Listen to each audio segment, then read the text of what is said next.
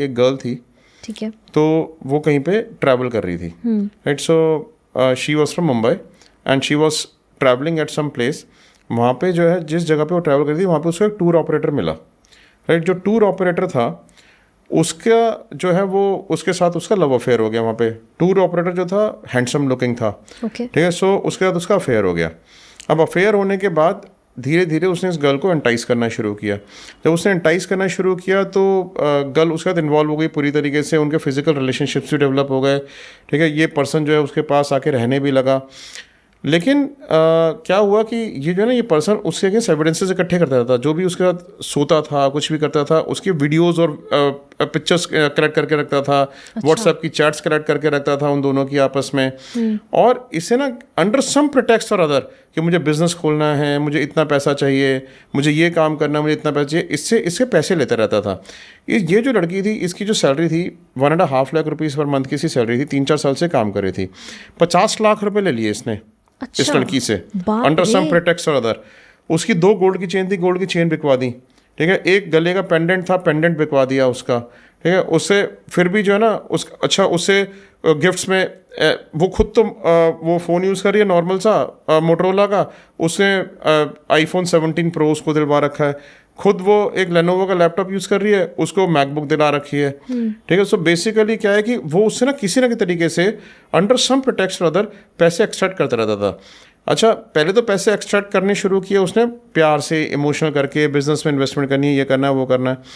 फिर उसने इस तरीके से इन्वेस्टमेंट करनी शुरू कर दी कि जिस बिजनेस में तुमने मेरे साथ इन्वेस्टमेंट करी उस बिजनेस के ऊपर किसी ने केस डाल दिया, पुलिस मुझे फ़ोन कर रही है, ठीक है। तो पुलिस को पैसे देने हैं, ठीक है, इसलिए मुझे और पैसे दो वरना तुम्हारा भी नाम आ जाएगा, ठीक है। उसने डर के मारे और पैसे दे दिए।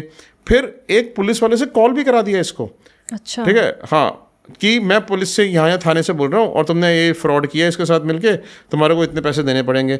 इस बहाने से उससे और पैसे ले लिए, ठीक है। सो बेसिकली पैसे लिए ही जा रहा था। जब उसको ये लगा कि अब पुलिस का इन्वॉल्वमेंट हो गया है, ठीक है, इसमें कि और अब ये मैटर जो ख़राब होता जा रहा है और उसकी सारी सेविंग्स भी चली गई। इनफैक्ट उसने 7 लाख रुपये अपनी फ्रेंड से भी उधार लेके दे दिए, ठीक है, इतना पैसा दे दिया उसको। तो जब ये सारी चीज़ें हो गई तो उसने अपने फादर और मदर में कन्फाइड किया। वो बताया कि भाई ऐसे ऐसे मेरे साथ हो गया है and I am under total distress. Father और मदर उसके बड़े शरीफ थे, बहुत ही इनोसेंट लोग, लड़की बड़ी इनोसेंट थी, ठीक है। सो इनोसेंट थी इसीलिए बेवकूफ़ भी बन गई, राइट। सो अब उससे जब फादर और मदर को ये बात पता चली तो उन्होंने हमें कॉन्टैक्ट किया।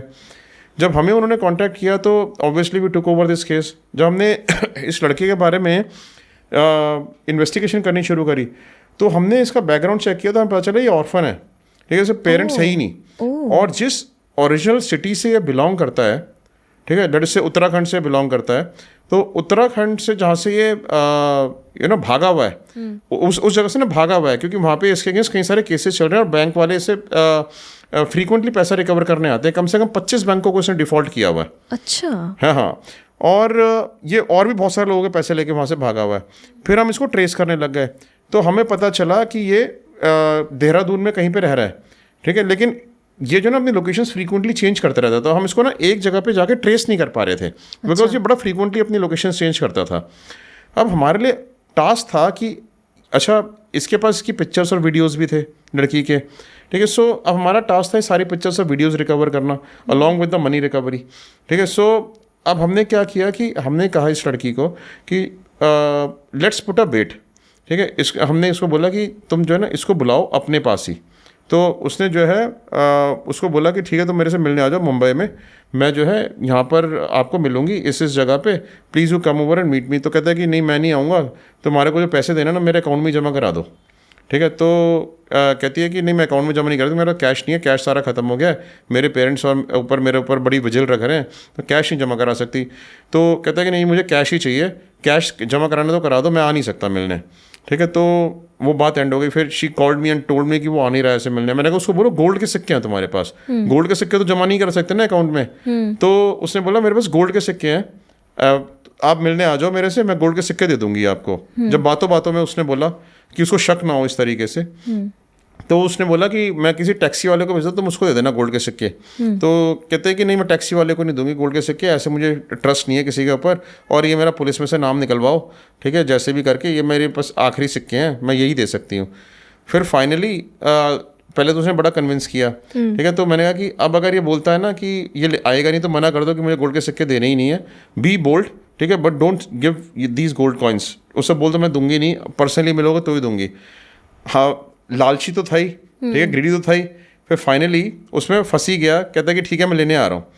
अच्छा, उसने लेने आने के लिए एक दिन का पर्टिकुलर टाइम सेट किया कि भाई मैं इस दिन लेने आऊँगा, ठीक है। तो हम भी प्रिपेयर्ड हो गए। हमने क्या किया, पुलिस में पहले से ही बात करके रखी हुई थी और पुलिस में हमने एप्लीकेशन वगैरह सब डाल के रखी हुई थी। जिस दिन इस पर्सन को लेने आना था, ठीक है, उस दिन हमने पूरी रात अरेंजमेंट किया इसका सारा, इसको पिकअप करना है, कैसे करेंगे, कहाँ पे टीम खड़ी करनी है, क्या करना है, कहाँ पे इसको बुलाना है। हमें जो था कि इसको बोलेंगे किसी रेस्टोरेंट में आके मिल लो और इस रेस्टोरेंट में आप आराम से बैठ के कॉफ़ी पीना। हमें सोचा केक वॉक होगी, ठीक है, कुछ भी फ़र्क नहीं पड़ेगा, तो केक वॉक होगी, वहाँ से रेस्टोरेंट से इसको पुलिस उठा लाएगी, ठीक है। सो लेकिन इसने क्या किया, पहले तो जो हमने इसने टाइम दिया 12 बजे, मैं 12 बजे मिलने आऊँगा। अच्छा, ठीक है, ये जो है 12 बजे उस दिन सुबह सुबह फ़ोन करके कह रहा है अभी तो मैं चला हूँ यहाँ से, अभी नहीं आ सकता मैं, अभी मुझे टाइम लगेगा वहाँ पर पहुँचने में, ठीक है। सो 12 बजे फिर जो है ना पुलिस इसकी लोकेशन ट्रैक कर रही थी। ये आया रात को 9 बजे, ठीक है। पूरे दिन हम इसको वेट करते रहे इसके आने का, ठीक है। सो और ये भी नहीं पता आएगा या नहीं आएगा, आएगा नहीं आएगा, लेकिन पुलिस लोकेशन ट्रेस करी तो हमें पता था कि मुंबई की तरफ बढ़ रहा है, ओके, ठीक है। सो हम जो है ना उस हिसाब से चल रहे थे कि हाँ आ तो रहा है मुंबई की तरफ, इससे मिलेगा या नहीं, हम आखिर तक श्योर नहीं थे कि मिलेगा या नहीं मिलेगा। अच्छा, हमारे पास ये एक ही चांस था, ठीक है। इसके बाद हमें कभी उसको चांस नहीं मिलता उसको पकड़ने का, because he was a defaulter, भागा हुआ था। और ये जो चांस था ना इतना इंपॉर्टेंट था कि अगर आज हाथ में आ गया तो हम इसको सब्साइड कर देंगे, अगर आज हाथ में नहीं आया तो कुछ भी कर सकता है फ्यूचर में। अब हमारे को क्या हुआ कि इसने जब आखिर का 1 घंटा रह गया बॉम्बे में आने में, तो इसने गर्ल का ना फ़ोन भी उठाना बंद कर दिया। अरे हाँ, तो हमें लगा कि अब ये जो है पता नहीं आएगा भी या नहीं आएगा। फिर भी पुलिस उसकी लोकेशन ट्रैक कर रही थी, तो फाइनली वो एक पर्टिकुलर जगह पे जहाँ पे उसको बुलाया था पहुँच गया। लड़की जहाँ पे रहती थी उससे घर के पास पहुँच गया। अच्छा, लेकिन लड़की घर नहीं पहुँचा।